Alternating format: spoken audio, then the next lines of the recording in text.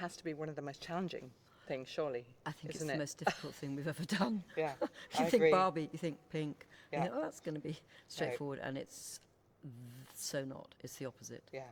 on so many levels. So when we're talking about it, and everything is thought about, and down to, you know, to how they write, you Or know, don't write. or don't write, the water they don't have, the sea that exists, but there's no water in Barbie Land. You know, the car that is the wrong, and the scale of everything. It is the most extraordinarily challenging and difficult piece. But remember, we were talking and saying that if in any way the look of it is right, people should say, well, of course it's got to be like that. How could it be anything else? Yeah, I mean, it's true, and it's kind of like, you know, we you know, it's finding the rules and setting the rules and then sticking by the rules. You know, even though it's mayhem, the world we're in, and is kind of, you know, it seems absolutely wild.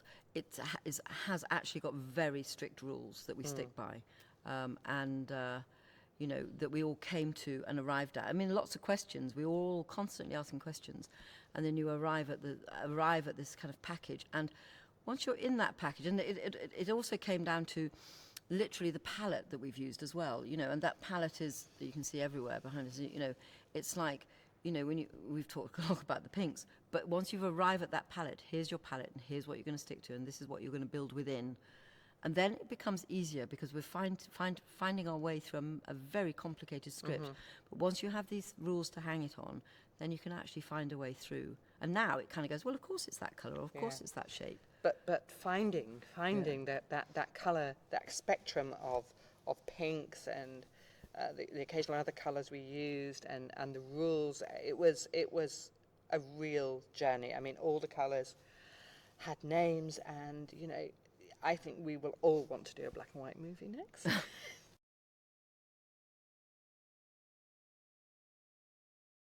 Greta and I started talking in earnest in January, and it wasn't so much a script as a kind of tome of Barbie. You know, there was no scene numbers, and there still aren't that many scene numbers, but, you know, it was a kind of a visionary idea, and it was incredible just to sit down and start talking with her. You know, we used to have 2-hour Zoom calls every day, and just talking. And for me, you know, trying to kind of understand this weird world that is written in the script, and understand Greta's take on it, and, you know, and all her reference points and everything. And it's kind of, for me, it was a bit like catching little motes in the air. Oh, got that one. Yeah, understand that. And, you know, and I think as well, in a way I was a sounding board for Greta as much as anything. You know, it was kind of like running ideas, and you just go, well, okay, get that one, you know, and it was an evolving process, and not a straightforward process, but was great fun. But, you know, trying to nail it, I mean, it's always easy after the event. You go, oh, well, it was like this. Well, my goodness, it wasn't like this at various points. So It's interesting, because I always think, I mean, it's amazing. We all now say, like, hello, Barbie, hello, but it's like reading it to begin with. It's a bit like Virginia Woolf, like Mrs. Dalloway. It's like the Barbie day and stream of consciousness of Greta's thoughts is just fantastic, isn't it? But and once you're in that language and you're immersed in it, it's great.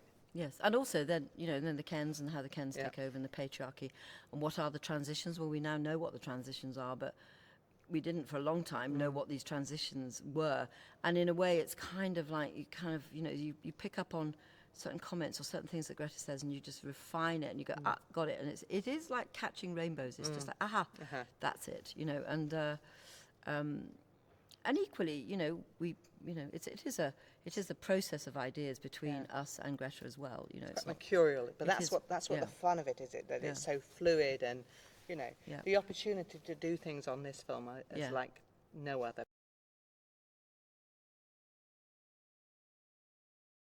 So what we first did with Barbie, to immerse ourselves in it, we got hold of a dream house. This is how it really began, the building of these houses here. We thought, well, we'll get the real dream house. I know we had to do our interpretation. So we, and then we had dream houses through the ages. So, you know, the first Barbie dream house started with it was the card one and everything like that. To it evolves today to this sort of, you know, incredible 3-story edifice, really, that you put together. And we were looking at that, and to look at that, and then there's a certain amount, I think, a huge amount of bravery in how Sarah built the dream houses here. You know, obviously in conjunction with Greta and everything like that. That they have no walls, and that sounds very simple, but they have no walls. So everything in Barbie Land is seen at all times. So you're not normally. It's like Adam and Eve as well, Yeah. isn't it? It's kind of like the naivety and Yeah. the kind of Yeah. there's no shame. There's no shame, and there's literally nowhere to hide, and we got that, you know, from the essence of, you know, the dream house, the doll's house, and the scale of it. So everything is like 23%. The houses are 23% smaller, Than real life. because, and the same as to get that toy quality. Because if a Barbie was to stand in a house and she puts her hand up, her hand can touch the ceiling. And it's the same as the cars. Yeah. You know, the cars are 23% smaller because remember, whenever you're playing with a Barbie and you try and put it in a car, it's not going to fit in the car. It's always kind of like slightly sticking out. And that's just the nature of the toyness of it all.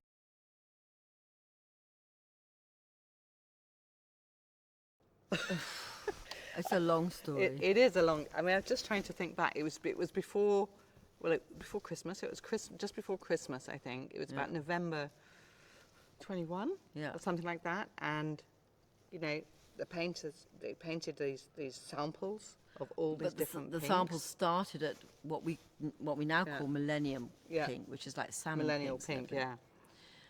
And they ranged all the way through, and there's some down to what we call Mattel pinks, which are very hard and bluey.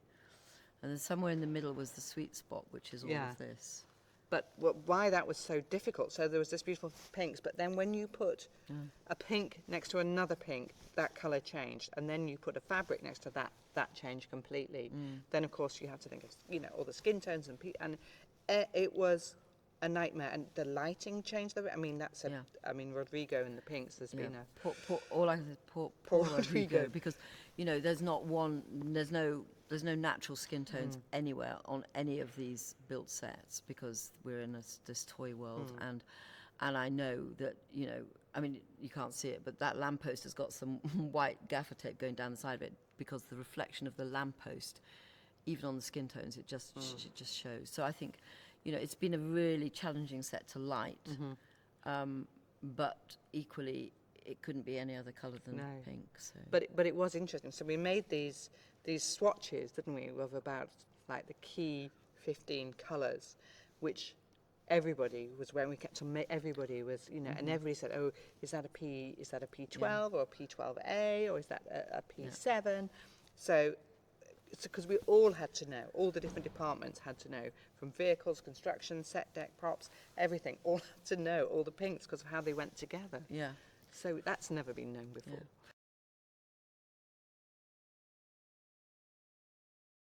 The beach sequences was one of the most difficult to kind of crack, actually, because it was we're in a place that has no water, so it's toy. And actually, retrospectively, it's like, well, of course it would be plastic, and of course it would be solid and all of that. But, you know, arriving at exactly how that was going to be done was very tricky. But, you know, we have, again, going back to Katie's comment about the amazing kind of craftspeople that we have here, and scenic artists. There's a lot of scenic art in this film.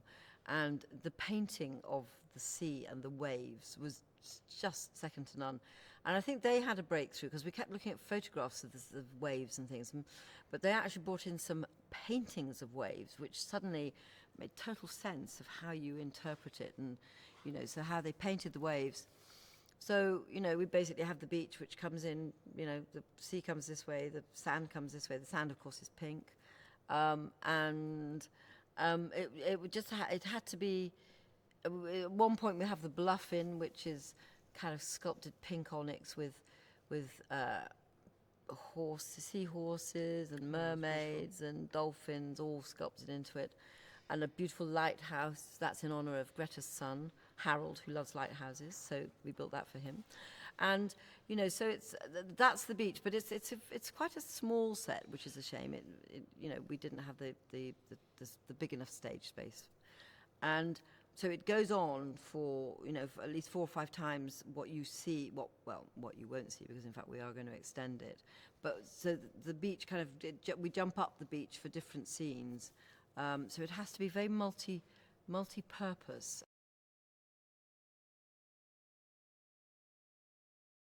We, like a lot of things on this film, as much in camera as possible. So, the ambulance moves and it opens up and things come down. And, and the heart and the X-ray and all of that, which was very funny. And humour as well. Yeah. So that was the ambulance. But then the ambulance, it's almost like a morphing. So when we go into Weird Barbie's house, so kind of as I mentioned previously, the fact that it's obviously, it started off in the days of that the Weird Barbie house was square and, like one of our Barbie houses, the Barbie dream houses, but then it all just goes off kilter, like Weird Barbie goes off kilter. And so in the script it kind of describes like something out of Mad Max, really, didn't it? So I kind of thought, well, in keeping with our world, because although Weird Barbie's all strange and angled and everything, it's not either scary or made of metal or any of these things that you kind of wouldn't have in Barbie Land. It's there's a truth about it. It's not decayed. There's no decay or patina or anything in Barbie Land. So my idea was to take the ambulance, that like she had commandeered the ambulance, and suddenly the ambulance had just gone off-center and off-kilter. So underneath it is the design of the ambulance. It's still got the same kind of chassis layout and everything. And then it's kind of turned into, well, my memory of the wacky races and the creepy coupe, so it kind of sticks out